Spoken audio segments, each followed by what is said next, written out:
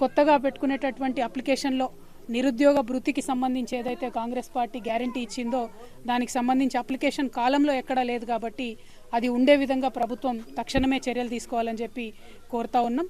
అదేవిధంగా మీ సేవా కేంద్రాలలో ఇదివరకే పెండింగ్ ఉన్నటువంటి రేషన్ కార్డుల అప్లికేషన్లు త్వరితగతిన పూర్తి చేసి ముందుగా రేషన్ కార్డులు అందరికి ఇస్తే అప్పుడు పథకాలు కూడా అందరికి వచ్చేటటువంటి అవకాశం ఉంటుంది కాబట్టి రేషన్ కార్డులను తొందరగా ఇవ్వాల్సిందిగా కోరుతూ మరి ప్రభుత్వం చెప్పినట్టుగా వచ్చే జనవరి 1వ తారీఖు నుండి 200 యూనిట్ల కన్నా తక్కువ కరెంటు వాడేటటువంటి ప్రజలెవరు కూడా నిజామాబాద్ జిల్లా అయినా తెలంగాణ వ్యాప్తంగా ఉన్న ప్రజలైనా కూడా కరెంటు బిల్లు కట్టే అవసరం లేదని చెప్పిండ్రు.